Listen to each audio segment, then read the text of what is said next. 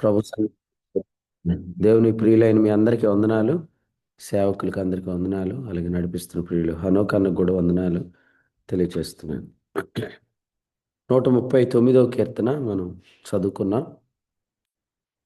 ఈ కీర్తన దావీదు కీర్తన.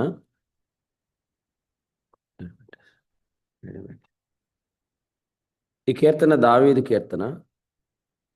ఈ కీర్తనలో ముఖ్యమైన విషయాన్ని మనం ఆలోచన చేస్తున్నప్పుడు 15వ వచనంలో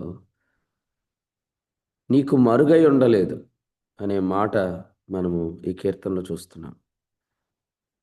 నీకు మరుగై ఉండలేదు. సో నేను నీకు మరుగై ఉండలేదు. నేను కూర్చుండుట నీకు తెలుసు, నేను లేచుట నీకు తెలుసు, నా తలంపు తెలుసు, నా నడక తెలుసు, నా పడక తెలుసు, నా చర్యలు తెలుసు, నా మాట తెలుసు అనే మాటలు ఇందులో వ్రాయబడ్డాయి. తర్వాత నేను ఎక్కడున్నానో నీకు తెలుసు. 7లో చెప్తున్నాడు, ఆకాశంలో ఉన్నా తెలుసు, పాతాళంలో ఉన్నా తెలుసు, సముద్ర దిగంతంలో ఉన్నా తెలుసు. కాబట్టి నేను నీకు తెలుసు, నేను నీకు మరుగై ఉండలేదు అనేది కీర్తనలోని ముఖ్యమైన అంశం. మనం కూడా ఎరగాలి, ప్రభు మనల్ని ఎరిగినవాడు. ఈ కీర్తనలో చెప్పినట్లు చుట్టూ నీవు నన్ను ఆవరించావు అనే మాట 5లో మనం చూస్తున్నాం. వెనుకను ముందును నీవు నన్ను ఆవరించి ఉన్నావు అనే మాట. మనము దేవుని సన్నిధిలో ఉన్నాము. అయితే మనం దేవుని సన్నిధిలో ఉన్నామన్న సంగతి మనం ఎంచుకోవాలి. రోమపత్రిక 6:11 ప్రకారం పౌలు గారు చెప్పినట్టు, దేవుని విషయమై క్రీస్తు యేసునందు సజీవులని మీరు ఎంచుకోండి. దేవుని సన్నిధి మనకు యేసుక్రీస్తు యొక్క మరణ పునరుద్ధానాల ద్వారా కలిగింది. 139వ కీర్తనలో మనం చదువుకున్న వాక్యంలో నీ సన్నిధి అనే మాట 7లో మనం చూస్తున్నాం. నీ సన్నిధి. పేతురు తన మొదటి పత్రికలో 3వ అధ్యాయంలో దేవుని విషయము అనే మాట 21లో చెప్పాడు. దేవుని విషయము అంటే మనం దేవుని సన్నిధిలో ఉన్నాం, దేవుని విషయంలో ఉన్నాం. ఒకప్పుడు మనం పాపం విషయంలో ఉన్నాం, ఇప్పుడు మనం దేవుని విషయంలో ఉన్నాం. ఒకప్పుడు మనం పాపం విషయంలో ఉన్నాం, ఇప్పుడు మనం నీతి విషయంలో ఉన్నాం. ఇంకా చెప్పాలంటే మనము పాపముల విషయంలో చనిపోయి నీతి విషయంలో మనం జీవం కలిగి ఉన్నాం. దేవుని విషయంలో మనము జీవం కలిగి ఉన్నాం. ఇది మనము ఎంచుకోవాలి. హెబ్రీ పత్రికలో 9:12లో ఆయన రక్తము ద్వారా పరిశుద్ధ స్థలములో ప్రవేశాన్ని మనం పొందుకున్నాం. లేవికాండం 16:14. లేవికాండం 16:14 చదవండి.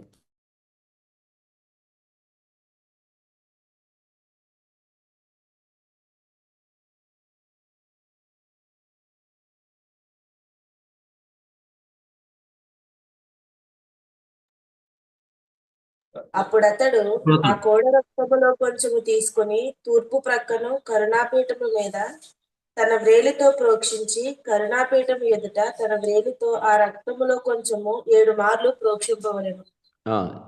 ఇది కూడా మనం ఎరిగిన వచనమే.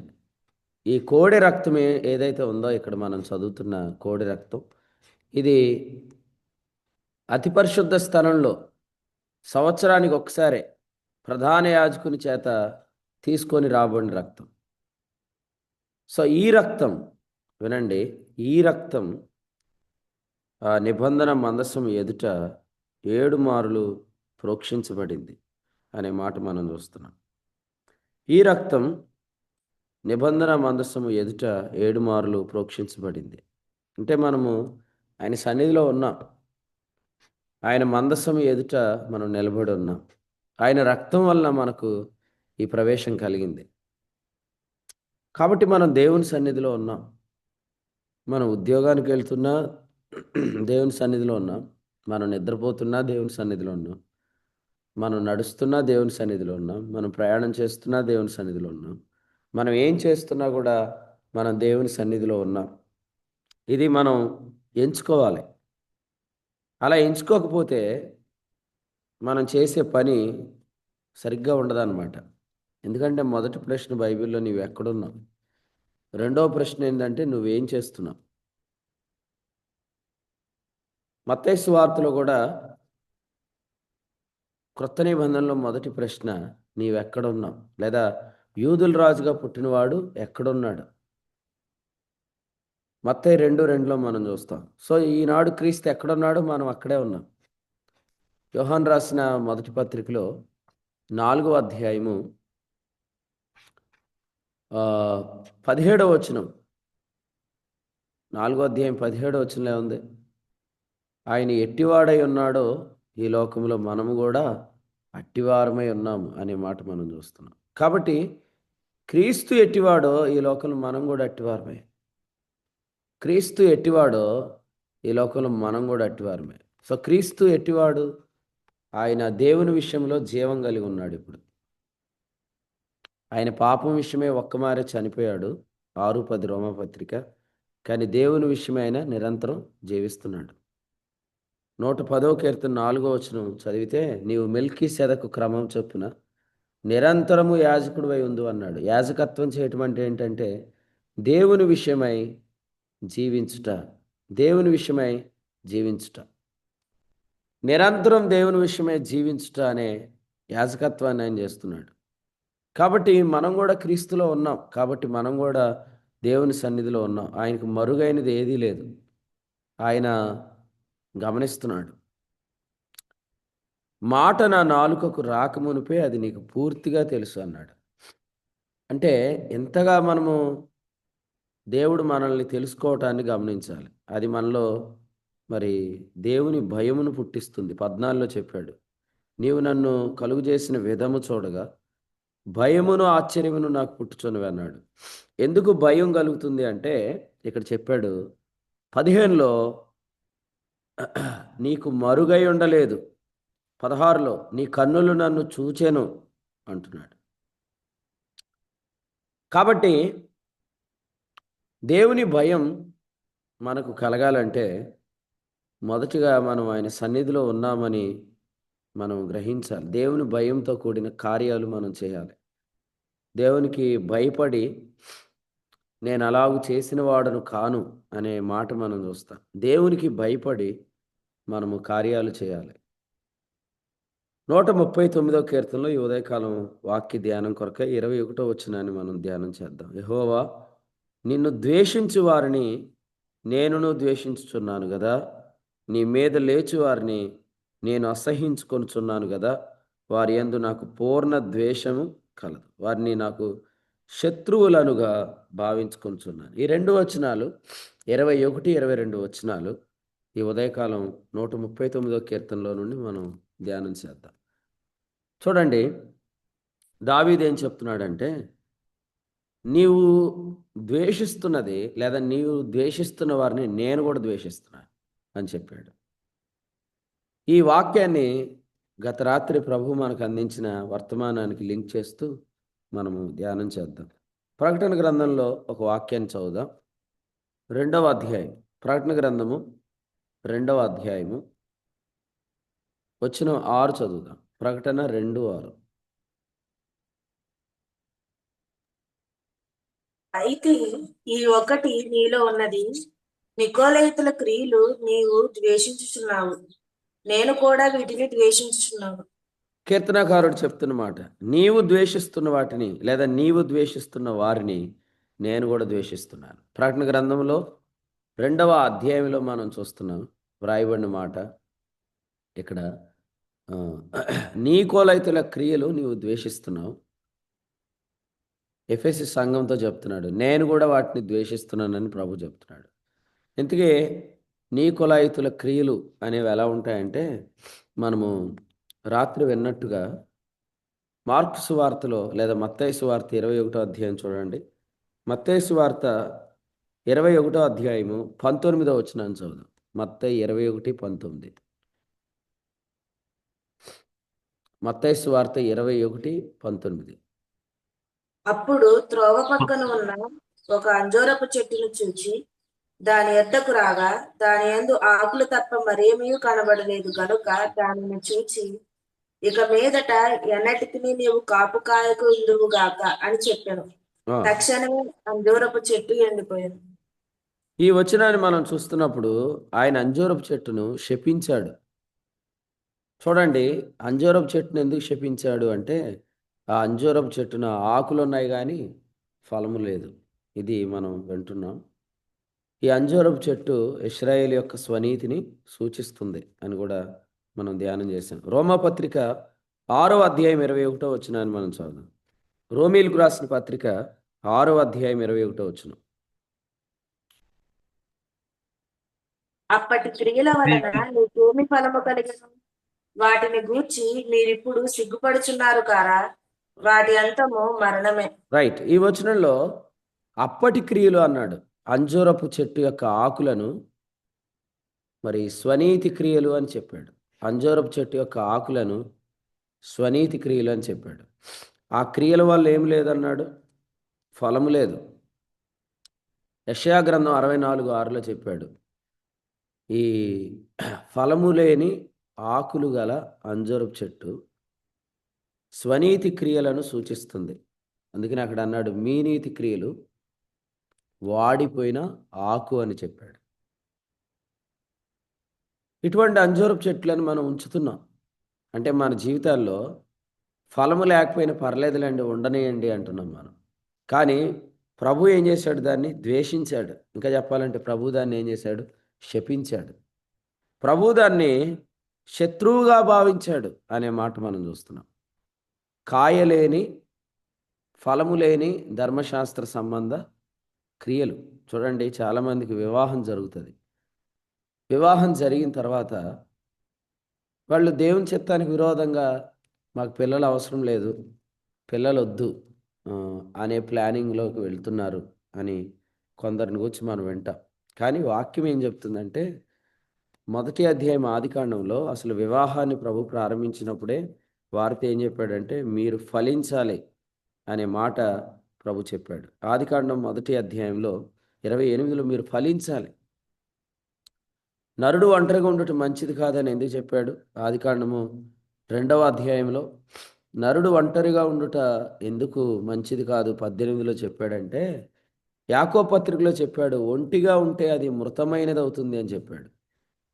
యాకోబు పత్రికలో 2వ అధ్యాయంలో ఒంటిగా ఉంటే అది మృతమవుతుంది అని చెప్పాడు.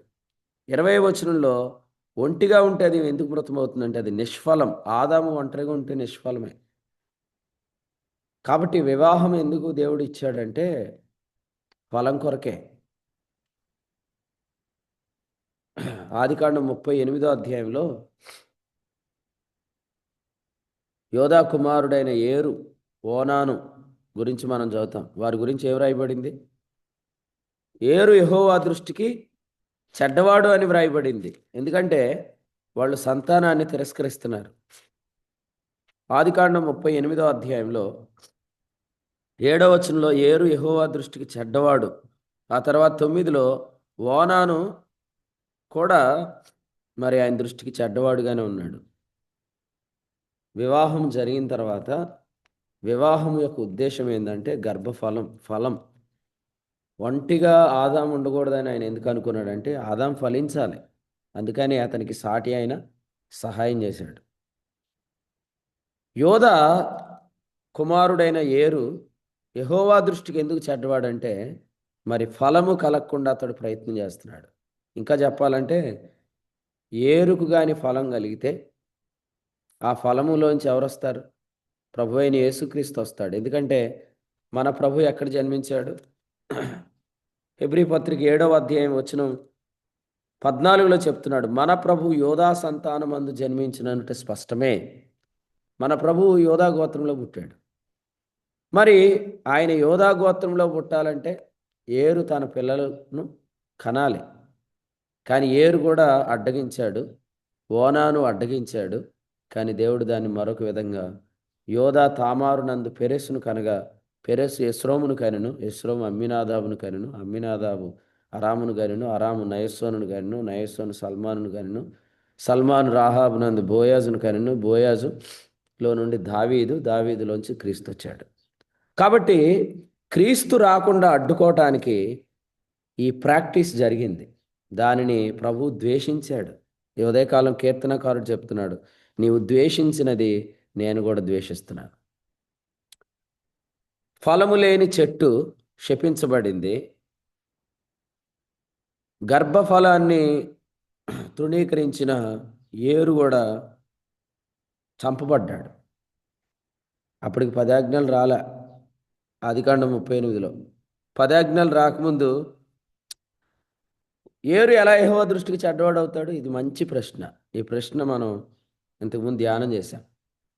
10 కమాండ్మెంట్స్ రాకముందే ఒక వ్యక్తి దేవుని దృష్టికి ఎలా చెడ్డవాడయ్యాడంటే, యోధాలో నుంచి ప్రభు రావాలి, ఇది 10 ఆజ్ఞలకు విరోధంగా చేసిన పాపం కాదు, ప్రవచనానికి విరోధంగా చేసిన పాపం అని మనం దాన్ని ధ్యానం చేశాం. ఆదికాండం 3:15లో స్త్రీ సంతానము సర్పమును తల మీద కొట్టును అనే ప్రవచనం నెరవేరకుండా ఉండటానికి ఆదికాండం 6వ అధ్యాయంలో జరిగిన సంభవం, ఆదికాండంలో 38వ అధ్యాయంలో జరిగిన సంభవాన్ని మనం ధ్యానం చేశాం. కాబట్టి ప్రియులారా, ఆయన దేనిని ద్వేషిస్తున్నాడో నీవు దానిని ద్వేషించాలి. ద్వేషించకపోతే మనం కూడా ఆయన రాకకు ఆటంకం కలిగిస్తున్నామని అర్థం. ఫలము లేని అంజూరపు చెట్టును ఆయన ఉండనీయలేదు, దాన్ని శపించాడు. అక్కడ మనం చూస్తున్న మాట రాత్రి మనం విన్నట్టుగా లూకాసు వార్త 13వ అధ్యాయంలో 7వ వచనంలో, ఇదిగో 3 ఏండ్ల నుండి నేను ఈ అంజూరపు చెట్టున పండ్లు వెదుకుతున్నా అన్నాడు. 3 సంవత్సరాలు అంటే ఆయన సేవా పరిచర్య. యేసుక్రీస్తు ప్రభు యెరూషలేముకు సమీపంగా ఉన్నాడు. యెరూషలేము గవిని వెలుపట సిలువ వేయబడటానికి సమీపంగా ఉన్నాడు. ఆ కాలంలో ఈ చెట్టును శపించాడు. అంటే ప్రభువు రాకడ సమీపంగా ఉన్నప్పుడు మనం చేయవలసిన పనులు ఇవే. యేసుక్రీస్తు రాకడ సమీపంగా ఉన్నప్పుడు మనం చేయాల్సిన పని ఏంటంటే, శపించవలసిన దాన్ని మనం శపించాలి. అది వేరు మట్టు కుళ్ళిపోవాలి. ఎంతో కాలం నుంచి ఒక వ్యక్తి ఉన్నాడు, అతడిలో ఫలం లేదు, అతని ద్వారా ఎటువంటి ప్రభావం లేదు, కానీ హీస్ మేకింగ్ షో, అతడు షో చేస్తున్నాడు అనమాట. అటువంటి వాటిని మన లైఫ్లో శపించేసేయాలి, అంటే శత్రువుగా భావించాలి. సమూయేలు గ్రంథంలో నుంచి గత రాత్రి మనం విన్న వర్తమానంలో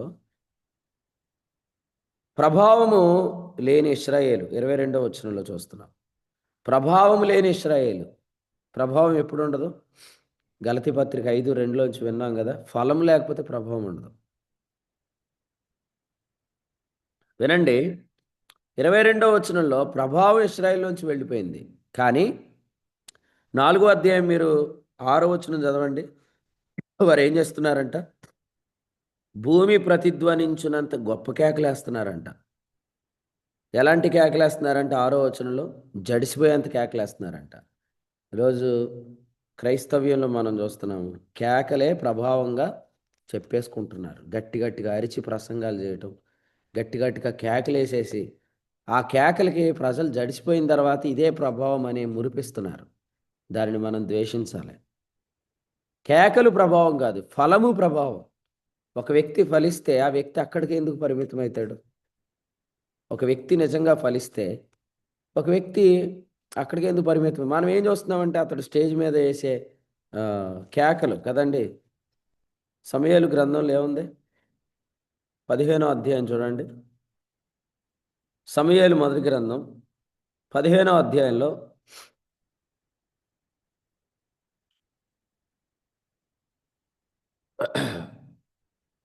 వచనం 14 చదవండి.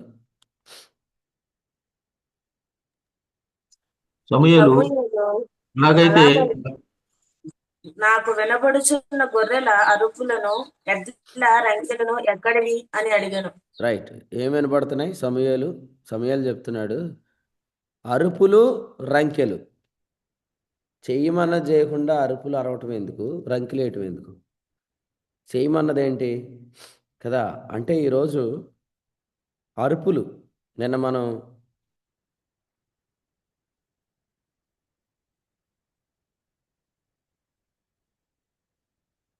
ఏలియాని గురించిన భాగంలో బయలుకు ప్రార్థన చేసేవాళ్ళు ఏం చేశారు? వారు కేకలేశారంట. మన మర్యాద అదేనా? మన మర్యాద అది కాదు. ప్రభావం మన మర్యాద, ఫలం మన మర్యాద. ఫలించాలి, నీ ప్రభావం కనపడాలి కదా? దేవుని వాక్యంలో ఏముంది? తెస్సలోనికైలకు రాసిన మొదటి పత్రిక 1వ అధ్యాయం 7-8 వచనాల్లో మీ వద్ద నుండి ప్రభు వాక్యం మాసిదోనియాలోను అకయలోను మ్రోగెను అని చెప్పబడింది. మ్రోగాలి వాక్యము ఇక్కడి నుంచి ఎక్కడ మోగింది చూడండి కదా. రాత్రి కూడా నేను చెప్పాను, ఒక ఆదిలాబాద్లో ప్రశాంత్ ప్రభు దగ్గరికి వెళ్ళాడు అనే విషయం చాలామందికి తెలిసిపోయింది. చాలామంది నాకు ఫోన్ చేశారు కదా, ప్రభుకి స్తోత్రం. కానీ ఒకటి ఆలోచన చేశారా? అసలు ఆదిలాబాద్కి జగన్నాథపురానికి ఏం సంబంధం ఉంది? అది అందులో ఆలోచన చేయాల్సిన అంశం. కాబట్టి వాక్యము జగన్నాథపురం ఫిలదెల్ఫియా సంఘములో నుండి ఆదిలాబాద్లో మ్రోగింది వెళ్ళి. కేకలేస్తే ఏం ప్రయోజనం ఉంది? ప్రభావం కనపడింది. కాబట్టి ఈరోజు ప్రకటన గ్రంథంలో ఒక మాట చెప్పాడు. ప్రకటన గ్రంథం 11వ అధ్యాయము 8వ వచనంలో ఏముంది? వారి శవములు ఆ మహాపట్టణపు సంత వీధిలో పడి ఉండును. 9వ వచనం చూడండి. మరియు ప్రజలకును వంశములకును ఆయా భాషలు మాట్లాడు వారికి జనములకును సంబంధించిన వారు 3 దినములన్నర వారి శవములను చూచు వారి శవములను సమాధిలో పెట్టనీరు అని చెప్తూ, ఆ తర్వాత 10లో ఏమని చూడండి. ఈ ఇద్దరు ప్రవక్తలు భూనివాసులను బాధించినందున భూనివాసులు వారి గతి చూచి సంతోషించు ఉత్సహించు ఒకనికొకడు కట్నములు పంపుకుంటారంట. అంటే ఒక బలమైన ప్రవక్త చనిపోతే వాళ్ళు ఏం చేస్తున్నారు? కట్నాలు పంపించుకుంటున్నారు. అయితే ఇక్కడ మనం ఒకటి గమనిస్తాం. అదేంటంటే ఈ 8వ వచనం లేకపోతే 9వ వచనం తర్వాత ఈ ప్రజలందరూ కూడా అసలు ఈ సంత వీధిలో జరిగిన కార్యాన్ని చూడటం చాలా గొప్ప సంగతి. అక్కడ మన ప్రభు కూడా, వారి ప్రభు కూడా సిలువ వేయబడిన అని వ్రాయబడింది. మీరు చూడండి, ఈరోజు ఇన్సిడెంట్ ఒక చోట జరిగింది, కానీ ప్రజలందరూ ఆ ఇన్సిడెంట్ని చూస్తున్నారంటే అసలు ఆ ప్లేస్లోకి పరిచర్య ఎలా వెళ్ళింది అనేది మనం ఆలోచన చేయాలి. ఒక స్థలానికి దేవుని వాక్యం ఎలా వెళ్తుంది కదా. మరి నేను ఓ ప్రశ్న అడుగుతా ఈ ఉదయకాలం, మీలో మరి మీరు ఫలిస్తే మీ ద్వారా ప్రభావం ఎక్కడెక్కడ ఉంది? ఎక్కడి వరకు పరిచర్య వెళ్తుంది? మీ ద్వారా వ్యాప్తి ఎక్కడి వరకు జరుగుతుంది? ఇది చాలా ముఖ్యమైన సంగతి. మనం కేకలు వేయటం ద్వారా గొప్పవాళ్ళం అయిపోము. మనం ఫలించడం ద్వారా మాత్రమే మనం ఏమవుతాం? ప్రభావాన్ని చూపించగలుగుతాం. ఈ ఉదయం ఈ వాక్యం వింటున్న వారు మరి కేకలు వేస్తూ ప్రభావం లేని మరి పరిస్థితిని మీరు ద్వేషిస్తున్నారా? మీరు ఆ పరిస్థితిని శపిస్తున్నారా? దాన్ని కూడా మీరు ఇది కూడా ఎంతో కొంత కరెక్ట్ అని దాన్ని అనుమతిస్తున్నారా? యేసు ప్రభు అయితే స్పష్టంగా అంజూరపు చెట్టును ఏం చేశాడు? ఆయన స్పష్టంగా ఆ అంజూరపు చెట్టును శపించాడు. మనం కూడా ద్వేషించాలి. ఆయన ఏది ద్వేషిస్తున్నాడో మనం దాన్ని ద్వేషించాలి. ఆకులేసుకొని షోయింగ్ చేస్తుంది చెట్టు. ప్రభు దగ్గరికి వచ్చి దాన్ని వెతికితే దాని మీద ఫలము లేదు. ఈరోజు కూడా కేకలేస్తూ ప్రభావం లేని, మరి ఇంతకాలమైంది మీరు సంఘం ప్రారంభించారు, నువ్వు ఎక్కడికి వెళ్ళావు? ఎక్కడ పరిచర్య స్టార్ట్ చేసావు? ఎక్కడి నుంచి పరిచర్య ఎక్కడికి వెళ్ళింది? ఎక్కడికి వెళ్ళలేదు అన్నప్పుడు అంత షోయింగ్ చేయొద్దని చెప్పేసేయాలి. దాన్ని అంజూరపు చెట్టును మన జీవితంలో శపించాలి. కానీ మనం కూడా మోసపోకూడదు కదా. ఇక్కడ యోహాను సువార్తలో ఒక ప్రశ్న ఉందన్నమాట. ఏంటా ప్రశ్న? యోహాను సువార్తలో 7వ అధ్యాయంలో వాళ్ళు అడుగుతున్నారు ఏమని? అని అంటే, మరి మీరు కూడా మోసపోతిరా? 47 వచనం. మీరు కూడా మోసపోతిరా? సరే, ఆ ప్రశ్న వాళ్ళని అడిగారు, కానీ నేను ఈ ఉదయకాలం మిమ్మల్ని అడుగుతున్నాను. మీరు కూడా మోసపోతిరా కదా? ఒకప్పుడు కేకల ప్రసంగాలకే అన్నా ప్రభు మాట్లాడాడన్నా, ఆ? ప్రభు మాట్లాడాడు, నా హృదయం కదిలిపోయింది అంటారు. మీరు ఇలా అన్నంతకాలం వాళ్ళు కేకలు మానట్లేదు. కేకల్లో ఏమి లేదు, ఫలంలో ఉంది. ఫలిస్తే ప్రభావం వెళ్ళిపోతుంది అన్నమాట. ఈరోజు పరిచర్య ఎక్కడెక్కడ జరుగుతుందో మీరు ఆలోచన చేయండి. ఏదో ఇది సాధారణమైన సంగతి కాదు.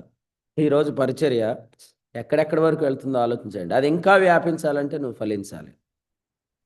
నువ్వు ఫలించాలంటే ఫలము లేకుండా ఆకులు కలిగిన చెట్టును నువ్వు శపించాలి, నువ్వు దాన్ని ద్వేషించాలి కదా. దైవ గ్రంథంలో అబ్రహాం భార్య శారా ఎవరు? గొడ్రాలే. కానీ దేవుడు ఏమన్నాడు? నీ సంతానమందు భూలోక వంశాలు అన్నాడు. ఆదికాండం 12:3 ఆశీర్వదించాడు. ఎందుకంటే వారు వివాహ వ్యవస్థలోకి వచ్చింది మాకు పిల్లలొద్దు అనుకోవడానికి రాలేదు. వాళ్ళ పిల్లల కొరకు కనిపెడుతున్నారు. ప్రభు ఆశీర్వదించాడు. కానీ ఆదికాండం 38లో మాకు పిల్లలొద్దు అనుకున్న వారిని మాత్రం ప్రభు చంపేశాడు. కాబట్టి ఈరోజు కూడా ఏదో పాటల్లో అరుపులు, ప్రసంగాల్లో అరుపులు, లేకపోతే ఏదో సంసోన్లాగా గుండైపోయిన తర్వాత కూడా జుట్టు ఎగరేసుకునే వ్యక్తులను మీరు చూసి వాళ్ళని మీరు ఎట్లా సమర్థిస్తారు? వాళ్ళని మీరు ఎట్లా కౌంట్ చేస్తారు? మీ లైఫ్లో వాళ్ళని శపించుకోండి, మీ లైఫ్లో వాళ్ళని ద్వేషించుకోండి, వాళ్ళు మీరు శత్రువుగా భావించండి. ఎందుకంటే వాళ్ళు దేవుణ్ణి మోసం చేస్తున్నారు, నిన్ను కూడా మోసం చేయాలనుకుంటున్నారు. కానీ వాక్యం ఏం చెప్తుంది తెలుసా?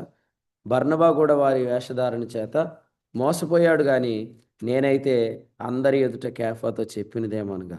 గలతీయులకు రాసిన పత్రిక 2వ అధ్యాయం 13వ వచనంలో చెప్పినట్టు నువ్వు మోసపోకూడదు. ఈ ఉదయకాలం ఈ జూమ్ కూడికలో కూర్చున్న నీవు మోసపోకూడదు, వారి వేషధారణ చేత నువ్వు మోసపోకూడదు. ఇప్పుడు మన ప్రభు సన్నిధిలో మనం ఉన్నప్పుడు ఆయనకి ఏం తెలుస్తున్నాయి? వెనుక, ముందు, మాట, పడక, నడక, చర్య అన్నీ తెలుస్తున్నాయిగా. మరి ఆయన సన్నిధిలో ఉన్న నీకు కూడా అన్నీ తెలియాలి.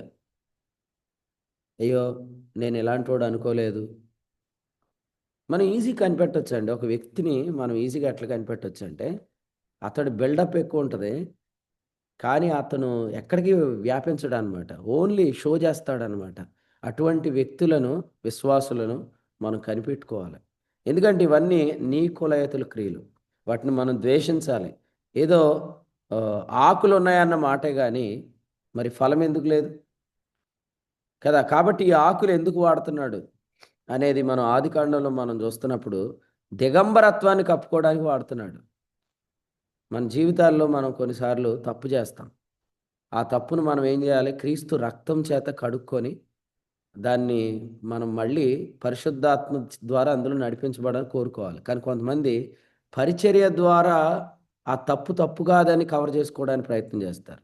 వాళ్ళు చేసే ప్రసంగాల ద్వారా, వాళ్ళు చేసే రాసే పాటల ద్వారా, లేకపోతే వాళ్ళు చేసే పరిచర్య ద్వారా వాళ్ళు గతంలో చేసింది మిస్టేక్ కాదని చెప్పి ప్రూవ్ చేసుకోవడానికి చూస్తారు. అంటే వీళ్ళు ఆకులను కప్పుకుంటున్నారు దిగంబరత్వానికి. దాన్ని మనం చూసి వెంటనే ఏం చేయాలంటే, ఇది ఒక అంజూరపు చెట్టు, దీన్ని నేను ద్వేషిస్తున్నాను నా జీవితంలో, ఇది నేను శత్రువుగా భావిస్తున్నాను అని నువ్వు చెప్పిన దినాన్న కొండ ఎత్తబడి సముద్రంలో పడవేయబడింది. అంటే నీవు కూడా దేవుని పనికి ఆటంకంగా ఉండవు. లేదంటే వాటిని ఎంటర్టైన్ చేసినంతకాలం మనం తెలియకుండానే దేవుని పనికి ఆటంకం అయిపోతాం కదండి. అందుచేత రాత్రి మనం విన్నట్టు 2 పనులు మనం చేయాలి. నెంబర్ 1, ఆ అంజూరపు చెట్టును శపించాలి. 2, ఆ కొండను చూచి సముద్రంలో పడవేయబడమని మనం చెప్పాలి. మత్తయి సువార్త 21:22 వచనంలో మనం చూస్తున్నాం కదా. మనం చదువుకున్న కీర్తనలు ఏ వచనాలు ధ్యానం చేస్తున్నాం? నువ్వు ద్వేషించిన వాటిని నేను ద్వేషిస్తాను.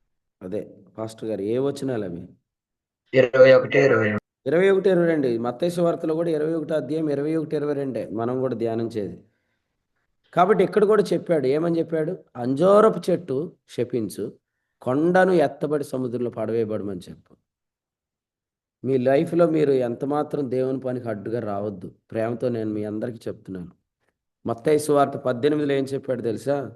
అభ్యంతరపరచువాడు ఎవడో 6వ వచనం, వాడు ముంచివేయబడటం మేలు అని చెప్పాడు. దేవుని పనికి ఆటంకంగా ఉండొద్దు. ఎక్కడికైతే ఆయన అభిషేకం రావాలని ప్రభు నిర్ణయించాడో అక్కడికి అభిషేకం ప్రవేశించడం అనేది జరిగిపోద్ది. కానీ అది నీ వల్ల ఆటంకపరచబడితే మాత్రం నువ్వు లెక్కలోకి వస్తావు. ఎస్తేరు 4:14 చెప్పినట్లు సహాయం మరొక చోట నుండి వస్తుంది. అపోస్తల కార్యాల గ్రంథం 4వ అధ్యాయం 27లో చెప్పినట్టు ఏవి జరగవల్లని నీ హస్తము నీ సంకల్పం నిర్ణయించిందో వాటన్నిటినీ చేసేది అభిషేకమే. ఆ అభిషేకం రాకుండా అడ్డగించడానికి ఎటువంటి ప్రయత్నాలు చేయకూడదు. సమూయేలు గ్రంథంలో మరొకసారి మనము ధ్యానం చేస్తున్నాం. సమూయేలు 2వ గ్రంథంలో 5వ అధ్యాయంలో 8వ వచనంలో రాలేడు అనే సామెత పుట్టింది. రాలేడు అనే సామెత పుట్టింది. కొరింథీయులకు రాసిన మొదటి పత్రికలో 4వ అధ్యాయంలో రాలేడు అని ఉప్పొంగు కలిగింది. 19 పౌలు చెప్పాడు, ఉప్పొంగుచున్న మాటలు కాదు శక్తి తెలుసుకుంటాను అన్నాడు. ఉప్పొంగొద్దు, అభిషేకము ఇక్కడికి వరకు రాదు అని అనుకోవద్దు. మీరు చదివితే సమూయేలు 2వ గ్రంథం 5:8లో దావీదు ఇక్కడికి వస్తే గుడ్డివారు కుంటివారు తోలివేస్తారని చెప్పాడు కదా. అదే గుడ్డివారిని కుంటివారిని యేసు ప్రభు అదే దావీదు పట్టణంలోకి వెళ్ళినప్పుడు మనం గత వారంలో చదువుకున్నాం, ఆయన వారిని స్వస్థపరిచాడు. మత్తయి సువార్త 21వ అధ్యాయము వచనం చూడండి 14. గుడ్డివారును కుంటివారును దేవాలయంలో ఆయన యొద్దకు రాగా ఆయన వారిని స్వస్థపరిచెను. వేటినైతే కారకాలుగా చూపించి దేవుని పనిని అడ్డగించాలని ప్రయత్నం చేస్తున్నారో అభిషేకం వాటిని తొక్కుకుంటూ సంచరిస్తుంది. అందుచేత ఒకటి గుర్తుపెట్టుకోండి, దేవుని పనికి సహకరిస్తే ఆశీర్వదిస్తాడు, దేవుని పనిని అడ్డగిస్తే దేవుడు చూసుకుంటాడు. సమూయేలు 2వ గ్రంథం 6వ అధ్యాయంలో ఉజ్జా చనిపోయాడు. అదే 6వ అధ్యాయంలో ఒబేదెదోము ఇంటిని దేవుడు ఆశీర్వదించాడని దినవృత్తాంతాలు మొదటి గ్రంథం 13-14లో చూస్తాం. అంటే అడ్డగించే వారికి ఆయన ఏం చేయాలో చేస్తాడు, అంగీకరించే వారిని ఆయన ఏం చేయాలో చేస్తున్నాడు. ఉజ్జా సందర్భం, ఒబేదెదోము సందర్భం ఒకే అధ్యాయంలో దినవృత్తాంతాలు మొదటి గ్రంథంలో రాయబడింది. కాబట్టి మనము ఇక్కడ గమనించాల్సింది ఏంటంటే అభిషేకాన్ని ఆటంకపరచొద్దు. ఎవరు ఆటంకపరుస్తారంటే ఆయన ద్వేషించే వారిని ద్వేషించిన వాళ్ళు, ఆయన శపించే వాటిని శపించిన వాళ్ళు కదా. ఇప్పుడు మీరు ఇర్మియా గ్రంథం చూడండి, 2వ అధ్యాయం. ఇర్మియా గ్రంథం 2వ అధ్యాయం. ఇర్మియా గ్రంథం 2వ అధ్యాయం 18 చదవండి. 18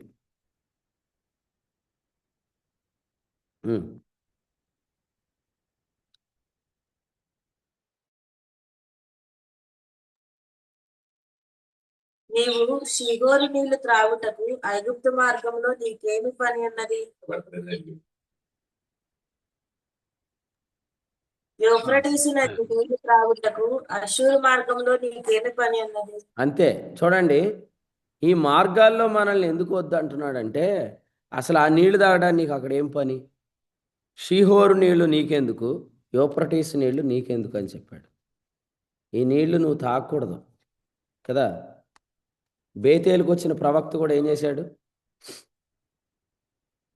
ఆయన అక్కడ ఏం తినొద్దయ్యా బాబు అంటే ఏం చేశాడు? అక్కడికి వెళ్ళి భోజనం చేశాడు. కాబట్టి కొన్నిసార్లు మనము చాలా అవివేక పనులు చేస్తాం. వాళ్ళు ఇచ్చే నీళ్లు నీకెందుకు, వాళ్ళు పెట్టే భోజనం నీకెందుకు, అసలు ఆ మార్గంలో నువ్వెందుకు వెళ్ళావు? ప్రభు చెప్తున్నాడు. ఆయన స్పష్టంగా చెప్పాడు. బేతేలులో ఉన్న బలిపీఠాన్ని గురించి చెప్పి దాన్ని ఏం చేయమన్నాడు? దానికి విరోధంగా ప్రవచించమన్నాడు. రాజుల మొదటి గ్రంథం 13వ అధ్యాయంలో ఆ దైవజనుడు వచ్చాడు, ఆ బలిపీఠానికి విరోధంగా ప్రవచించాడు. అయితే చేసిన తప్పు ఏంటంటే అతడు మళ్ళీ వచ్చి అతడు భోజనం చేశాడు.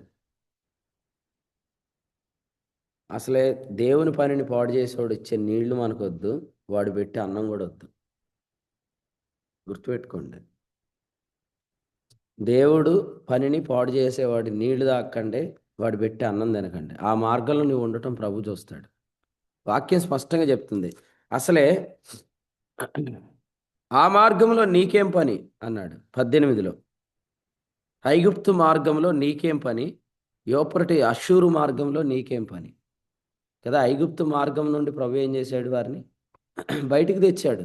కానీ ఇంకా హృదయం ఐగుప్తు వైపు తిరిగిపోయింది. ఇప్పుడు ఏం జరిగింది నెక్స్ట్? ఇర్మియా గ్రంథంలో చెప్పినట్టు వారు చెరలోనికి వెళ్ళిపోయారు. కాబట్టి వాక్యం వింటున్న వారు జాగ్రత్తగా ఆలోచన చేయండి. ప్రభు దేనిని ద్వేషిస్తున్నాడు దాన్ని ద్వేషించాలి. ప్రభు దేని ద్వేషిస్తున్నాడు దాన్ని ద్వేషించాలి. ఎంతగా ద్వేషించాలంటే ఇక్కడ చెప్పాడు, నీళ్లు తాగొద్దు, అన్నపానాలు కూడా పుచ్చుకోవద్దు. ఏం జరిగింది అన్నపానాలు పుచ్చుకున్నందుకు? 25వ వచనంలో మనం చూస్తాం. సింహం తినేసింది. ఇంకో విచిత్రం ఏంటంటే ఆ సింహం శవం దగ్గర నిలబడింది. ఆ ప్రవక్త వచ్చి సమాధి చేసేదాకా సింహము ఆ శవం దగ్గరే నిలిచింది. దేవుడు మీకు ఇచ్చిన మంచి భవిష్యత్తు పాడు చేసేసుకుంటున్నారు కొంతమంది. ఇటువంటి వాటిలో వేలు పెట్టేస్తున్నారు. ఎందుకు పెడుతున్నారంటే నాకు తెలియలేదు అంటున్నారు. అదేంటి? మనం దేవుని సన్నిధిలో ఉన్నాం కదా. ఏం సౌజన్యం నవ్వుతున్నాం? దేవుని సన్నిధిలో ఉన్నాం కదా. ఆయనకి మన చుట్టూ తెలుసు, వెనుక తెలుసు, ముందు తెలుసు, మాట తెలుసు, మనసు తెలుసు, పడక తెలుసు, నడక తెలుసు, చర్యలు తెలుసు. ఇన్ని మన దేవుడు సెన్స్ చేయగలుగుతున్నప్పుడు ఆయన సన్నిధిలో ఉన్నవాడు కూడా ఇవన్నీ కనిపెట్టగలుగుతాడు. అరే వీడు ఏ ఉద్దేశంతో మాట్లాడుతున్నాడు, వీడు ఏ ఉద్దేశంతో ఇవన్నీ నాకు చేస్తున్నాడు అని మనం గమనించి వెంటనే ఆ అంజూరపు చెట్టును శపించాలి. వెంటనే అంజూరపు చెట్టును శపిస్తే దేవుడు మనము కొండగా దేవుని పనికి ఆటంకమైన కొండగా మనం ఉండకుండా కృపణిస్తాడు. ఎత్తబడేది సముద్రంలో పడవేయబడిద్ది కదా. చాలా జాగ్రత్తగా ఉండండి. దేవుని పనిని పాడు చేసేవాడు అప్పులు కూడా ఇస్తాడు. వాడి దగ్గర తీసుకోకండి. అన్నమే తినొద్దు అన్నాడు, నీళ్ళే తాగొద్దు అన్నాడు. వాడిచ్చే అప్పులు, వాడిచ్చే డబ్బులతో మనము ఎంతమాత్రం కూడా దేవుని పనిని పాడు చేసిన వాడితో సహకరించకూడదు. అట్లా సహకరిస్తే ఏం జరిగిద్ది అంటే రేపొద్దున్న నువ్వే కొండ అయిపోతావు. దేవుని పనిని అడ్డగించడానికి సాతాను ఈ విధంగా వాడుకుంటాడు. కానీ మనం అందరం ఏమవ్వాలంటే, రాత్రి ప్రియుడు ప్రార్థన చేస్తున్నాడు ముగింపు ప్రార్థనలో, ప్రభు నాకు ఒక దర్శనాన్ని అంటే ఒక ప్రత్యక్షతను చూపించాడు. అదేంటంటే నెహెమ్యా ప్రాకారం కడితే అందులో ఉన్న 12 గుమ్మాలు వలె మరి ఈనాడు ప్రతి పట్టణంలో దేవుడు గుమ్మాలు లేపాలి. మనమందరం గుమ్మములుగా ఉండాలి. అది ప్రభు చెప్పినప్పుడు నేను ప్రభువును స్తుతించాను. మరి మనం గుమ్మములుగా ఉందామా, కొండలుగా ఉందామా? ఆలోచన చేయండి. మహిమగల రాజు ప్రవేశించినట్లు గుమ్మములారా మీ తలలు పైకెత్తుకోండి అని 24వ కీర్తనలో చెప్పాడు. కాబట్టి మనం అందరం ఆయన రాకడను అపేక్షించే వారంగా ఉండాలి. యేసు ప్రభు రాకను అపేక్షించే వాళ్ళు ప్రవక్త రాకను కూడా అపేక్షిస్తారు. యేసు ప్రభు రాకను అపేక్షించే వాళ్ళు అభిషేకపు రాకను కూడా అపేక్షిస్తారు. పౌలు గారు ఏం చెప్పారు? రాకడను అపేక్షించే వారికి ఏముందన్నాడు? నాకు మాత్రమే గాక వారికి కూడా నీతి కిరీటం ఉన్నది అని తిమోతికి రాసిన 2వ పత్రిక 4వ అధ్యాయము మనం చూస్తున్నాం. నాకు మాత్రమే కాదు, రాకడను అపేక్షించే వారికి 8వ వచనం. నిజమే. ఒక పట్టణంలో, ఒక ప్రాంతంలో ప్రవేశం కలగటానికి మన సహకారం ఉంటే దేవుడు మనకు కిరీటాన్ని ఇస్తాడు. అడ్డగించడానికి ప్రయత్నం చేశామా, దేవుడు దాని విషయంలో చూసుకుంటాడు. ప్రవేశం మరొక చోట నుంచి దొరికిద్ది. అర్థమైందండి? కాకినాడలో ప్రవేశం ఆగిపోయిందా? కాకినాడలో ప్రవేశం ఆగిపోద్దా? ఆగిపోదు. ఆలోచన చేయండి. ఇటీవల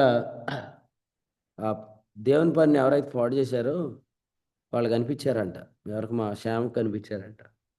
ఏం చేస్తున్నారు మీరంటే ఇద్దరు ఉద్యోగాలు చేస్తున్నారంట. అసలే కరీంనగర్లో జరిగింది ఏంటి, వాళ్ళు ఇప్పుడు చేస్తున్న పని ఏంటి?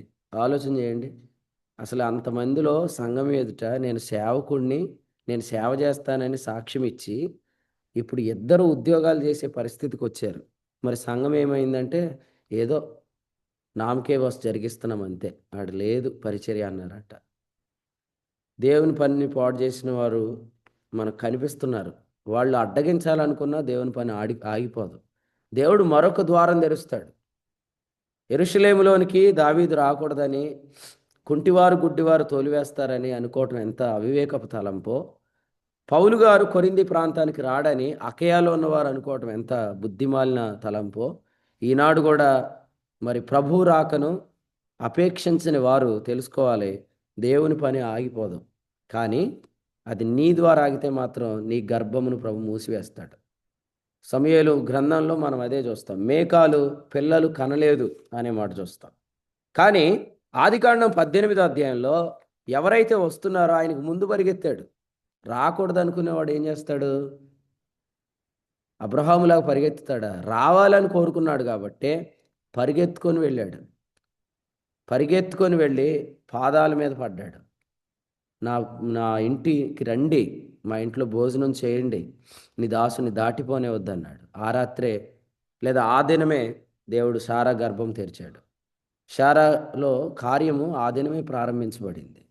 కాబట్టి అడ్డగిస్తున్నామా లేదా అవకాశం ఇస్తున్నామా? మనం అభ్యంతరంగా ఉన్నామా లేకపోతే అంగీకరిస్తున్నామా? దయచేసి 139వ కీర్తన చదివిన వారు మీరు కూడా పరిశోధించి తెలుసుకోవాలి. దయచేసి పరిశోధించి తెలుసుకోండి. మనల్ని ప్రభు చెప్పాడు రోమపత్రిక 16వ అధ్యాయంలో, కనిపెట్టి ఉండండి. 17వ వచనం, సహోదరులారా మీరు నేర్చుకున్న బోధకు వ్యతిరేకముగా భేదములను ఆటంకములను కలుగు చేయ వారిని కనిపెట్టి ఉండండి. ఏమంటున్నాడు? నేను మిమ్మల్ని బ్రతిమాలుకుంటున్నాను. అయ్యో నేను గుర్తించలేదు అని మీరు చెప్పకూడదు. ఎందుకంటే గుర్తించకపోతే నీవు పాలు పంపులు పొందుతావు. ఆ తర్వాత నీవు తెలియకుండానే ఆటంకం అవుతావు. ఆ తర్వాత నీకు వచ్చే కిరీటం నువ్వు పోగొట్టుకుంటావు. అందుకనే ప్రభు ఏం చెప్తున్నాడంటే కనిపెట్టండి, బతిమాలుకుంటున్నాడు. ఇంకో మాట చూడండి 17లో, వారిలో నుండి తొలగిపోండి. తొలగిపోవటం అంటే అర్థం ఏంటి? తిమోతి 2వ పత్రిక 2:22లో పారిపోండి అంటే అర్థం ఏంటి? పారిపోండి అంటే అర్థం ఏంటి? కొరింథీ మొదటి పత్రిక 6:18 పారిపోడి అంటే అర్థం ఏంటి? ఆలోచన చేయండి. కోరహు దాతాను అభిరాములతో ఏకీభవించిన వాళ్ళు ఇందులోంచి పారిపోమని చెప్పాడు. ఎవరు పారిపోయారు చెప్పండి? కోరహు కొడుకులే పారిపోయారు అందులోంచి. పారిపోతే దేవుడు వాళ్ళకి ఏమిచ్చాడు? 84వ కీర్తనలో మందిరం యొక్క శ్రేష్టత గురించి రాసే అవకాశం ఇచ్చాడు. గొప్ప గొప్ప అవకాశాలు పోగొట్టుకోవద్దు. ప్రేమతో చెప్తున్నా మీ అందరికీ, మీకు మంచి ఫ్యూచర్ ఉంది. గొప్ప గొప్ప అవకాశాలు పోగొట్టుకోవద్దు. గ్రంథం మూసేస్తాడు అంతే. గర్భం మూసేటువంటి గ్రంథం మూసేస్తాడు. తలంపులు రావు, ప్రత్యక్షతలు రావు. ఏదో కేకలేయడం తప్ప తలంపులు అందించబడవు. బ్రతిమాలుతున్నాను నేను ఈ ఉదయకాలం మిమ్మల్ని. దేవుని పనిని పాడు చేసేవారిని, వారి ముందు, వారి వెనుక, వారి మాట, వారి మనస్సు, వారి చర్యలు, వారు ఎక్కడుంటున్నారు, వారు ఏం చేస్తున్నారు అంత నువ్వు సెన్స్ చేయగలగాల. అది నీకు అనుగ్రహించబడింది. ఎందుకంటే because you are also in the presence of God. నీవు కూడా దేవుని సన్నిధిలో ఉన్నావు కాబట్టి వాసన చూసి చెప్పేసేయాల, వీడు దొంగ అని చెప్పేయాల. వాడికి వందనాలు లేదు, వాడి అన్నం తినేది లేదు, వాడి నీళ్లు తాగేది లేదు, వాడి మార్గంలో నీకేం పని అన్నాడు. షీహోరు నీళ్లు తాగటానికి అషూరు మార్గంలో నీకేం పని? యూఫ్రటీస్ నదిని ఐగుప్తు మార్గంలో నీకేం పని అన్నాడు. యూఫ్రటీస్ నది నీళ్లు త్రాగటానికి షీహోరు మార్గంలో నీకేం పని అన్నాడు. కాబట్టి అవును, మనకేం పని? ఆ నీళ్లు మనం ఎందుకు తాగాలి? మన ప్రభు ఇచ్చే ఓటలు పోగొట్టుకుంటామండి. ప్రభు మనకేం చెప్పాడు? నా యందు విశ్వాసం ఉంచు అని కడుపులో నుండి జీవజల నదులు కదండి. ఈ కడుపే కడుపు గర్భమే కదా. ఈరోజు ఎన్ని వరాలు వస్తాయి, ఎన్ని ఆత్మ ప్రత్యక్షతలు వస్తాయి, అవన్నీ పోగొట్టుకుంటున్నారు కొంతమంది. సంఘాన్ని పాడు చేసే ఎవ్వరితో కూడా సంప్రదింపులు చేయకండి. అది ఎక్కడైనా కూడా, మన ప్రాంతమే ఏ ప్రాంతమైనా, సంఘాన్ని పాడు చేసేవాడితో సంప్రదింపులు చేయొద్దు. వాడికి శుభమని కూడా చెప్పొద్దు. యోహాన్ రాసిన పత్రికలో క్లియర్ ఇన్ఫర్మేషన్ మనకు ఇవ్వబడింది. యోహాన్ రాసిన 2వ పత్రిక 11లో చెప్పాడు, శుభమని వానితో చెప్పువాడు వాని దుష్టక్రియల్లో పాలువాడు కదండి. ఎవరైనా వచ్చి వందనాలు చెప్పాడు అనుకోండి, అటువంటి వాడు వందనాలు చెప్తే వందనాలు చెప్పొద్దు. మొన్నాడు ఎవడో దుబాయ్ నుండి వచ్చాడంట, దేవుని పని పాడు చేసినాడు, వచ్చి వందనాలు చెప్తున్నాడంట మా విశ్వాసకి. ఆ విశ్వాస అసలు వందనాలు చెప్పకుండా వెళ్ళిపోయిందంట ముందుకి. మళ్ళీ వాడు సెంటర్లో కనపడి అంటాడంట, నీకే రెండోసారి చెప్తున్నా వందనాలు అన్నాడు. నీ వందనాలు నాకెందుకు? నువ్వు దేవుని పని పాడు చేసినాడు, నీ వందనాలు నాకెందుకు? నువ్వు నీళ్లు తాగొద్దు అన్నాడు, అన్నం తినొద్దు అన్నాడు, శుభం చెప్పొద్దు అన్నాడు. కాబట్టి ఈ విషయాల్లో దేవుడు మనల్ని గమనిస్తాడు. చుట్టూ ఆయన మనల్ని ఆవరించాడు.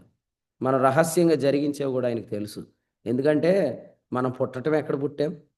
రహస్యమందు పుట్టాం కదండి. తల్లి గర్భంలో చీకట్లోనేగా పుట్టాం మనం. అక్కడ లైట్ ఉందా? కానీ నా ఎముకలు నీకు తెలుసు, నా అంతరింద్రియములు నీకు తెలుసు, నేను పిండముగా ఉన్నప్పుడు నీవు నన్ను చూసావు, నా దినములు నీకు తెలుసు అన్నాడు. కాబట్టి మనం ఎక్కడ గడుపుతున్నాం, ఎవరితో మాట్లాడుతున్నాం, మనం ఏం చేస్తున్నాం, అభిషేకాన్ని అడ్డగించే వారితో మనం ఏదైనా సంప్రదింపులు చేస్తున్నామా? Everything is being recorded.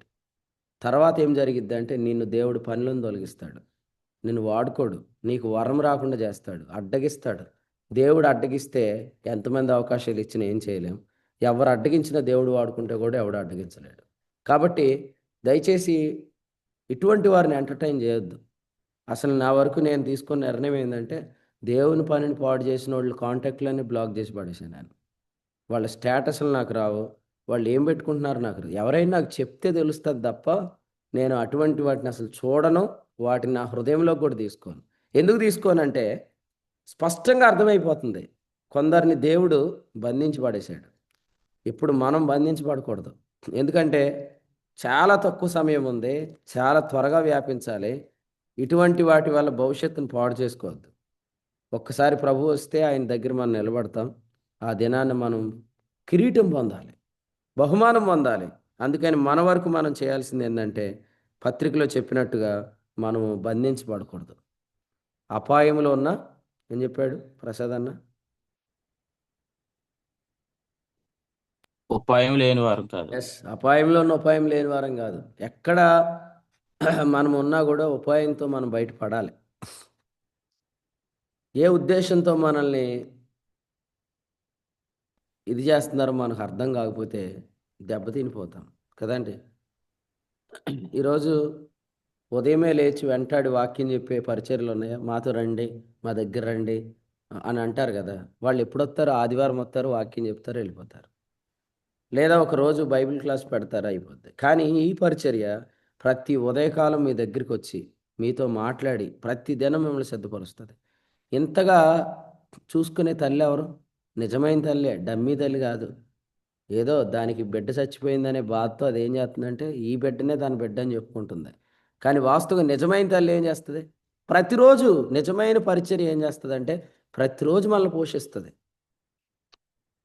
కానీ మనము కొన్ని పరిచర్యలు చూస్తున్నాము, వాళ్ళు రండి మాతో రండి అంటారు, కానీ రోజు మనకు అన్నం పెట్టరు, రోజు మనకు మేత వేయరు, రోజు మనల్ని పోషించరు. వాళ్ళే లేవరు, 10 గంటలకు లేస్తారు, 8 గంటలకు లేస్తారు.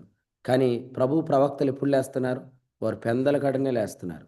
యేసు ప్రభు కూడా పెందల కడనే ఆయన దేవాలయంలో బోధించడం ప్రారంభిస్తున్నాడు. కాబట్టి మీరు కూడా ఇదే ఆలోచన చేసుకోండి. ప్రభువా, నేను ఎక్కడైనా మోసపోతున్నానా? నీవు ద్వేషించేది ఏదైనా నేను ద్వేషించకుండా అనుమతిస్తున్నాను, నువ్వు శపించింది ఏమైనా నేను శపించకుండా ఇంకా దాన్ని ఉండనిస్తున్నాను. అట్లాగూ మనం ఆలోచించాలి. ఎందుకంటే దావీదు చెప్పాడు, వారి యందు నాకు పూర్ణ ద్వేషము కలదు. తర్వాత 24లో చెప్పాడు, నీకు ఆయాసకరమైన మార్గం నా యందు ఉన్నదేమో చూడమన్నాడు. షీహోరు మార్గం ఉందా? ఐగుప్తు మార్గం ఉందా? దయచేసి చూడయ్యా. నిలగూడని చోట నేను ఎక్కడ నిలుస్తున్నాను? పాపుల మార్గంలో నేను ఏమన్నా ఉన్నానా? ప్రభువా, నన్ను చూడు, నన్ను పరీక్షించు, నన్ను తెలుసుకో, నాతో మాట్లాడు. 138వ కీర్తనలో చెప్పాడు 5వ వచనంలో, వారు యెహోవా మార్గములను గురించి గానం చేసేదరు కదండి. రాజమండ్రిలో మందిర ప్రతిష్ఠ జరిగినప్పుడు పరమగీతంలో నుండి లేదా విలాప వాక్యాల్లో నుండి ఒక వాక్యాన్ని మొదటి అధ్యాయంలో చదువుకున్నాం. ఆ వాక్యంలో ఏముందంటే సియోను మార్గములు అనే మాట అక్కడ వ్రాయబడింది. సియోను మార్గములు 4వ వచనం. ఎప్పుడైతే మందిరం పాడైపోయిందో ఆ మందిరానికి వచ్చే మార్గాలు కూడా ప్రలాపిస్తున్నాయని చెప్పాడు. కానీ ఎప్పుడైతే మందిరం బాగుపడిద్దో ఆ మందిరానికి వచ్చే మార్గాలు ప్రసిద్ధికి ఎక్కిపోతాయి. కదా. బెత్లెహేమ్ అంటే ఏంటి చెప్పండి? మేకా గ్రంథం 5వ అధ్యాయం 5:2 ప్రకారం బెత్లెహేమ్ అంటే ఎఫ్రాతా మార్గం. ఆ మార్గాన్ని దేవుడు ఏం చేశాడు? నువ్వు యోధా ప్రధానులలో ఎంత మాత్రము అల్పమైన దానవు కాదు, ఇశ్రాయేలును నా ప్రజలను పరిపాలించేవాడు నీలో నుండి వస్తాడు. బెత్లెహేం ప్రసిద్ధికి ఎక్కింది.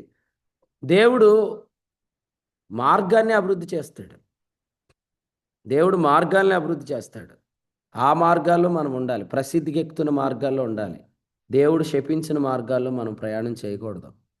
సో ఈ మార్గాలు గుండా వెళ్ళొద్దు, ఈ ప్రయాణం చేయొద్దు ప్రభు చెప్తున్నాడు. సో మనం కూడా అలాగే ఉందాం కదండి. ఎక్కడ పోతున్నాడు సౌలు? అపోస్తల కార్యాలు 9వ అధ్యాయంలో ఏ మార్గంలో వెళ్తున్నాడు? దమస్కు మార్గంలో వెళ్తున్నాడు. ప్రభు ఏమన్నాడు? సౌలా సౌలా, నీ వేళ నన్ను హింసిస్తున్నావు. 9వ అధ్యాయం 4వ వచనం. సంఘాన్ని పాడు చేసే మార్గాల్లో ప్రయాణం చేసేవారితో జాగ్రత్త. బిలాము బాలాకు దగ్గరికి వెళ్ళిన మార్గం, దాన్ని శపించండి. ఎందుకు వెళ్తున్నాడు? దేవుని పనిని పాడు చేయటానికి కదా. ఆలోచన చేస్తున్నారా? అపోస్తల కార్యాలు 9వ అధ్యాయంలో పౌలు అప్పుడు ప్రభువుని ఎరిగినవాడా ఎరగనివాడా? ఇప్పుడు సంఘాలు పాడు చేస్తున్న వారు తెలుసుకోవాలి ఏమనంటే, ప్రభువుని ఎరగనప్పుడే ఆయన ఈ మార్గంలో ప్రయాణించినందుకు ఆ తర్వాత ఏమన్నాడు తెలుసా? కొరింథీ పత్రిక 15వ అధ్యాయంలో సంఘమును హింసించినందున అపోస్తలుడని అనబడటకు నేను యోగ్యుడు కాదన్నాడు 9. అప్పుడు ప్రభువుని ఎరగలేదండి. ప్రభువుని ఎరగనప్పుడు చేసిన పనినే ప్రభువుని ఎరిగిన తర్వాత నేను యోగ్యుడు కాదన్నాడు. ఈరోజు ప్రభువుని ఎరిగాక చేస్తున్నారు అందరూ కదా. ప్రభువుని ఎరిగాక మనం చేస్తే ఏం జరిగిద్ది? ఇప్పుడు అసలు ప్రభు ఒప్పుకుంటాడా? అపోస్తలుడని అనబడటకు నేను యోగ్యుడను కాను అని చెప్పాడు. ఇంకో మాట పౌలు ఇక్కడికి చెప్పాడు, కానీ మరొక చోట ఆయన ఏం చెప్పాడు? అపోస్తల కార్యముల గ్రంథం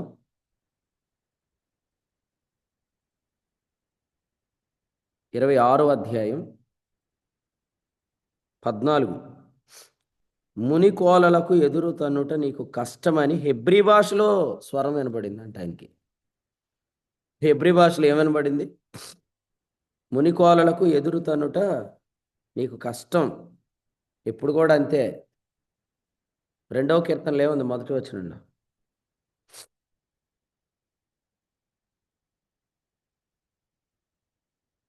2వ కీర్తనలో మొదటి వచనంలో ఏముంది?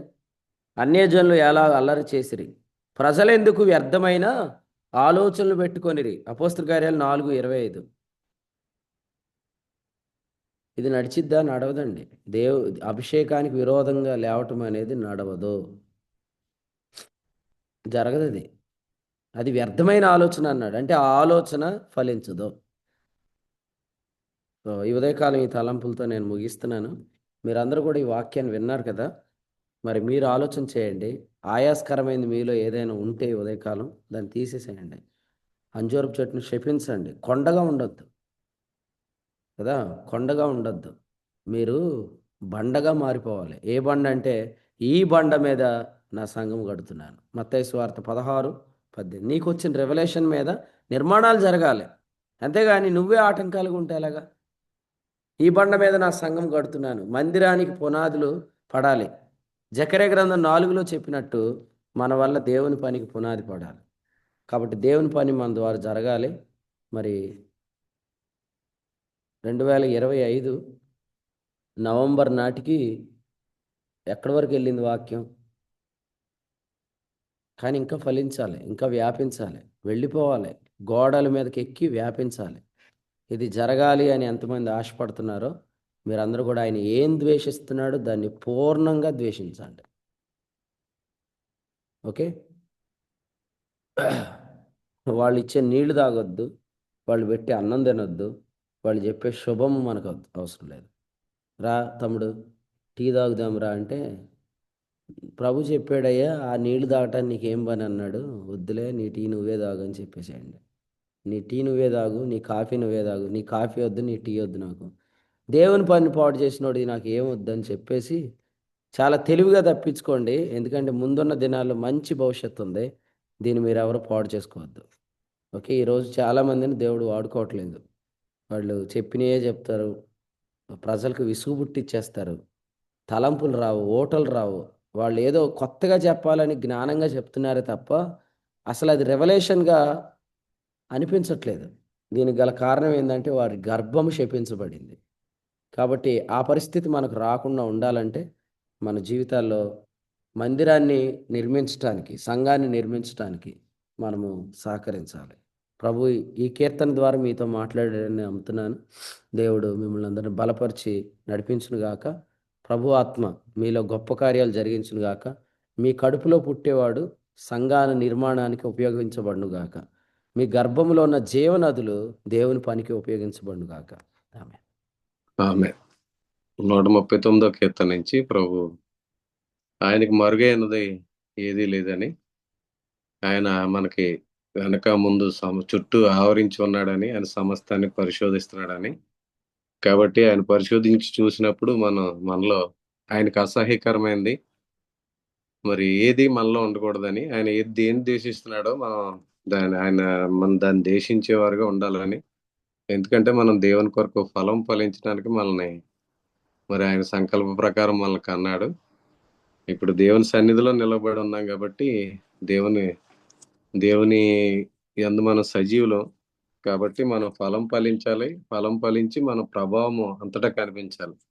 మన ప్రభావం కనిపించట్లేదంటే, మనం ఫలం ఫలించట్లేదంటే ఆయనకి ఇష్టం కాని ఏదో మనలో ఉన్నాయి. కాబట్టి వాటిని ఇష్టం కాని వాటి విషయంలో మనం దేవుని సంఘం విషయంలో గాని, పరిచర్య విషయంలో గాని, అన్ని విషయాల్లో కూడా మనం ఎందుకంటే ఎంతకాలం నుంచి మనం పరిచర్య చేస్తున్నా, మన ద్వారా పని ఇంతకాలం నుంచి మనం ప్రభునందు విశ్వాసం ఉంచి కొనసాగుతున్నా, మన ద్వారా ఏ పని జరగట్లేదంటే మనం ఫలం లేని వారుగా ఉంటున్నాం, మనం ప్రభావం లేని వారుగా ఉంటున్నాం. కాబట్టి ప్రభు రాకడ అతి సమీపంగా ఉంది కాబట్టి మరి పరిచర్య వేగంగా జరగాలి, మరింత సంఘ విస్తరణ జరగాలని ప్రభు ఆశపడుతూ మనతో ఈ యొక్క వర్తమానం ద్వారా మాట్లాడారు. కాబట్టి మనల్ని మనం పరిశీలన చేసుకుని ఆయనకి ఇష్టమైన కాంది ఆయన దేని ద్వేషిస్తున్నాడో దాన్ని ద్వేషించేవారుగా, మరి ఆయనకు అసహ్యమైన మనలో ఏమీ లేకుండా మరి అన్ని విషయాల్లో కూడా మనం ఏ విధంగా ముందుకు కొనసాగాలో ఈ యొక్క వర్తమానం ద్వారా ప్రభు మరి నేర్పించిన సంగతులను బట్టి ప్రభుని స్తుతిస్తూ శ్రేష్టమైన తలంపులు అందించిన సేవకులకు వందనాలు తెలియజేస్తున్నాం. అలాగే ఈ సమయంలో నిలిచి వాక్యం ఉన్న దేవుని సేవకులకు, దేవుని ప్రియులకు కూడా వందనాలు తెలియజేస్తున్నాయి. సాయంత్రం 6:30కి నిడదవోలులో, రాత్రి 8:30కి నల్లజర్లో జరిగే బైబిల్ స్టడీ కొరకు ప్రార్థన చేయండి. నల్లజర్ల బైబిల్ స్టడీ అనంతరం మరి రేపటి దినం తెలంగాణలో కరీంనగర్లో అలాగే మంచిర్యాలలో జరిగే పరిచర్య కొరకు ప్రయాణం ఉంటుంది కాబట్టి ప్రార్థన చేయండి.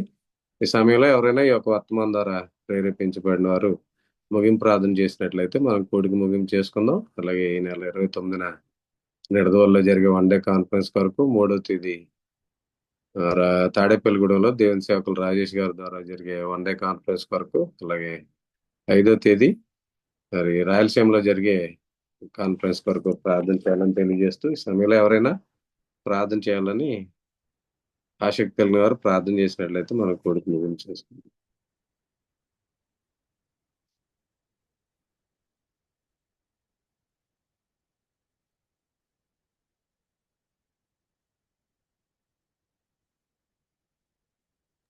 అన్నా చేయనన్నా చేయండి పాస్టర్ గారు. ప్రార్థన చేసుకుందాం. మహాపరిశుద్ధుడా, ప్రేమ నమ్మకము కలిగిన మా తండ్రి, కృప కలిగిన దేవా నీ స్తోత్రాలు. ఈ ఉదయకాల సమయంలో మరొకసారి మా ప్రియులైన మమ్మల్ని అందరినీ మీరు ప్రేమించి ప్రభువా మీ సన్నిధానానికి నడిపించి ఈ ఉదయకాలం మీ వాక్యం ద్వారా మమ్మల్ని మరొకసారి దర్శించినందుకు మీకు స్తోత్రాలు చెల్లిస్తున్నాం. 139వ కీర్తనలో నుండి ప్రభా మీరు మాతో మాట్లాడారు. ప్రభా నాయన, నేను కూర్చుండుట, లేచుట, పండుకొనుట, మాట్లాడుట సమస్తం ఎరిగినవాడు, నీకు మరుగుగా నేను లేను ప్రభువా. నాయన తండ్రి, మీరు ఎక్కడ కూర్చున్నారో మమ్మలను అక్కడ కూర్చుండబెట్టారు. నాయన మీ సన్నిధిలో మేము ఉన్నాం. మేము ఏం చేసినాను అది మీ సన్నిధిలో ఉండే చేస్తున్నాం అన్న విషయాన్ని మీరు మాకు తెలియచేశారు.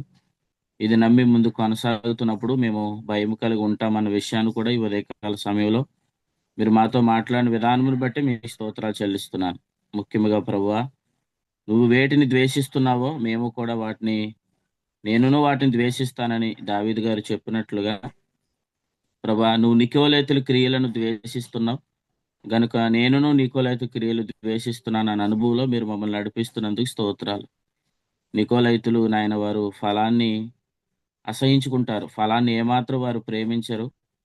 ఫలాన్ని ప్రేమించలేని వారిని నాయన ఏమాత్రం మేము ఎంటర్టైన్ చేయక, వారిని ఏమాత్రం ప్రోత్సహించక, వారిని నాయన మేము తండ్రి గద్దించి అంజూరపు చెట్టుని శపించినట్లుగా వారిని ప్రభువా నాయన ఆ బండతో మాట్లాడి, నాయన ఆ కొండతో మాట్లాడదు సముద్రంలో పడవేయబడినట్లుగా, వేళ్లతో ఆ చెట్టు పెళ్లగింపబడినట్లుగా ఫలాన్ని ఎవరైతే తండ్రి నాయన నికోలైతులు క్రియలుగా ఉంటూ ఎవరైతే ఫలాన్ని ప్రేమించటం లేదో వారిని నాయన మేము దూరపరిచేవారుగా అటువంటి అనుభవంలో మీరు మమ్మల్ని ఉంచుతున్నారు. మీకు స్తోత్రాలు చెల్లిస్తున్నాను. అవును ప్రభు, అబ్రహాము ఫలాన్ని ప్రేమించినట్లుగా మేము చూస్తున్నాం. కానీ ఏరు అనాను ఫలాన్ని వారు ప్రేమించలేదు. కానీ వారు చెడ్డవారై ఉన్నందున యెహోవా వారిని చంపివేసినని చెప్పినట్లుగా ప్రభా ఫలాన్ని ప్రేమించలేని వారిని మీరు నాయన మీరు నాయన తండ్రి మీకు వారి మీద కోపం వస్తుంది. కానీ మేమైతే ఫలాన్ని ప్రేమించే వారు ఉండడానికి సహాయం చేయండి ప్రభు. మేము ఫలాన్ని ప్రేమిస్తే మాలో ప్రభావం ఉంటుంది ప్రభా. నాయన మేము ఫలాన్ని ప్రేమించకపోతే మేము ఫలాన్ని ప్రేమించకపోతే మాలో కేకలు ఉంటాయి. ఆ కేకల వల్ల ఏ ప్రయోజనం లేదు. ఎంత కేకలు వేసినా, ఎంత రంకిలు వేసినా దానివల్ల ఏ ప్రయోజనం లేదన్న విషయాన్ని ఉదయకాల సమయంలో మీరు మాతో మాట్లాడారు. అవును ప్రభా, ఫలిస్తే ప్రభావం ఉంటుంది. ఆ ప్రభావం వల్ల పని జరుగుతుంది. అనేక మందికి నాయన ప్రయోజనకరంగా ఉంటాం అన్న విషయాన్ని ఉదయకాల సమయంలో మీరు మాతో మాట్లాడారు. నాయన మీ పనిని పాడు చేసే వారితో మాకు ఏమాత్రం నాయన సాంగత్యం లేకుండా, నాయన ఆ సర్పం యొక్క ముఖము మేము చూడకుండా అని మీరు ప్రకటన గ్రంథం 12వ అధ్యాయంలో చూసినట్లుగా ఇంకెప్పటికీ చూడకుండా వారిని మీరు మా జీవితంలో నుంచి దూరపరిచారు. మీ స్తోత్రాలు. ఇక ముందు వారు మాకు కనబడకుండా నాయన తండ్రి ఎప్పటికీ మీ పనిని పాడు చేసే వారితో మేము సాంగత్యం చేయక, వారితో మాకు పని లేదు అన్న విషయాన్ని ఈ ఉదయకాల సమయంలో మీరు మాతో మాట్లాడారు. ఐగుప్తులో ఉన్న నీళ్ళతో మీకు ఏం పని అన్నట్లుగా, అష్షూరు నీళ్ళతో మీకు ఏం పని అన్నట్లుగా, అవును ప్రభా, వారితో మేము ఏమాత్రం సాంగత్యం చేయక, వారితో మేము కలిసి భుజించక, కనీసం వందన వచనం కూడా వారికి మీరు చెప్పకండి అని మీరు చెప్పారు. అవును ప్రభా, వారు దుష్టక్రియలో మీరు పాలువారు అవుతారని చెప్పారు. అటువంటి వారముగా మేమెవరు ఉండక తండ్రి నాయన అంజూరపు చెట్టును పనిని పాడు చేసేవారు ఎవరైతే ఉన్నారో వారిని మేము దూరంగా ఉంచుతూ, మీరు మాకు అప్పగించిన పనుల్లో నమ్మకంగా ముందు కొనసాగుటకు మీరు కృపను అనుగ్రహిస్తున్నారు. మీ స్తోత్రాలు. మీ రాక కొరకు అపేక్షించే వారిలో మమ్ములను మీరు సిద్ధపాటు చేసినందుకు మీకు స్తోత్రాలు. ఈరోజు మీరు వస్తారని తెలిసిన అనేకులకి సిద్ధపాటు లేదు. కానీ మమ్ములను అయితే ప్రభు మీరు రాక కొరకు అపేక్షిస్తూ, పౌలు గారు చెప్పినట్లుగా నా కొరకు మాత్రమే కాదు, ఆయన రాక కొరకు అపేక్షిస్తున్న వారందరికీ కూడా ఆ నీతి కిరీటం దొరుకుతుందని మీరు చెప్పినట్లు, పౌలు గారు చెప్పినట్లుగా ఆ కిరీటం కొరకు మీరు మమ్మల్ని సిద్ధపాటు చేస్తున్నారు. అవును ప్రభా, దండులో చేర్చుకున్న వారికి ఏమాత్రం హాని చేయకుండా ప్రభా నాయన మేమందరం కూడా ఈ మంచి పోరాటం ఉందని ఎరిగి మంచి సైనికులు వాళ్ళ ముందుకు కొనసాగుతూ మా ద్వారా నాయన తండ్రి ఈ పరిచర్య మరింత విస్తరించబడినట్లుగా ఇప్పటికే ప్రభా ఈ పరిచర్యను అనేక స్థలాలకు మీరు నడిపించారు. మీ స్తోత్రాలు. నాయన ఎవరు అడ్డుపెట్టినా తండ్రి నాయన ప్రవక్త అభిషేకాన్ని ఆపలేరు. ఎవరు అడ్డుపెట్టినా నాయన ఏర్పాటుని ఆపలేరు. నాయన ఏర్పాటుని అనేక స్థలాలకి మీరు నడిపిస్తున్నందుకు మీ స్తోత్రాలు. మీరు మాకు ఇచ్చిన గొప్ప కృపను బట్టి మీ స్తోత్రాలు. అడ్డుగడల పట్టణంలోనికి దావీదు రాడు అని ప్రజలు అనుకున్నట్లుగా కాదు నాయన తండ్రి, పౌలు గారు అకియాకి రారని కొందరు ఉప్పొంగుచున్నట్లుగా కాదు నాయన తండ్రి, ఎవరైతే అడ్డు పెడుతున్నారో ఆ స్థలాలకే మీరు నడిపిస్తున్నారు. అక్కడ గొప్ప విజయాన్ని ఇస్తున్నారు. మీ స్తోత్రాలు. నాయన ఈ పరిచర్య రానున్న దినాల్లో మీరు ఇంకా విస్తరింపజేస్తున్నందుకు మీ స్తోత్రాలు. ఈ ఉదయకాల సమయంలో మా ప్రియులైన వారందరినీ కూడా ఈ ఉదయకాల జూమ్లోకి మీరు నడిపించినందుకు స్తోత్రాలు. ప్రభా నాయన మీ పనిలో నాయన ఎక్కడైనా మేము మీకు ఆటంకంగా ఒకవేళ ఆయాస్కరమైనది ఏదైనా మాలో ఉంటే నాయన ఈ ఉదయకాల సమయంలో అది వేళ్లతో కూడా మాలో పెళ్లగింపబడును గాక. ప్రతి విషయంలో నాయన నీ పరిచర్య కొరకు మేము ఆలోచించేవారుగా, సత్యానికి సహకారులుగా, సత్యానికి స్తంభాలుగా మేమందరం ఉండుటకు మీ కృపను అనుగ్రహించండి. తండ్రి నాయన మమ్మల్ని అందరినీ మీరు ప్రేమించి మీరు మాకు అప్పగిస్తున్న ఈ విలువైన సంగతులు బట్టి మీ స్తోత్రాలు చెల్లిస్తూ నాయన మీ కృపలో మీ సేవకుని మీరు వాడుకుంటున్న విధానమును బట్టి మీకు స్తోత్రాలు చెల్లిస్తున్నాను. కూడికను ఘనముగా మీరు జరిగించినందుకు స్తోత్రాలు. కూడికి నడిపించిన ప్రియులు బట్టి మీ స్తోత్రాలు. చేరువచ్చిన మా ప్రియ సహోదరులందరిని బట్టి మీకు స్తోత్రాలు. మా ప్రియులు నాయన తండ్రి మహిమలోనికి ప్రవేశించిన నాయన మా ప్రియులు ప్రశాంత్ గారి కుటుంబానికి, నాయన చెల్లి నిశకి నాయన మంచి ధైర్యాన్ని, నిరీక్షణ మీరు కలిగించినందుకు స్తోత్రాలు. ఇంకా ఆ కుటుంబానికి నీ కృప కలుగును గాక. ఆదిలాబాద్ పరిచర్లో నాయన తండ్రి ప్రియులు సేవకులు చక్కటి ఆలోచన కలిగి ఉన్నారు. వారికి మీరు ఇచ్చిన తలంపును బట్టి మీ స్తోత్రాలు.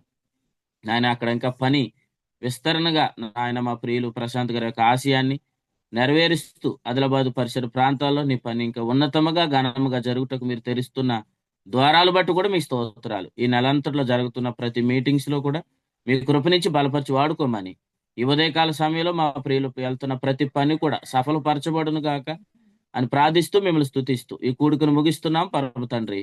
ఆమెన్. ఆమెన్. వందనాలన్న. దేవుని సేవకులు ప్రసాద్ గారికి, కూడికలో ఉన్న ప్రియులందరికీ వందనాలండి. వందనాలు తెలియజేసుకుని ఈ కూడిక ముగించేస్తాం.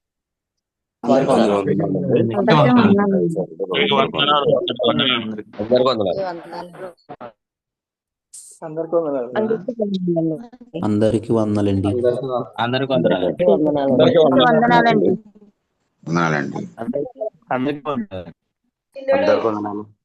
అందరికి వందనాలండి. ఛార్జింగ్ పెట్టినానండి. అందరికీ వందనాలండి. అందరికీ వందనాలు.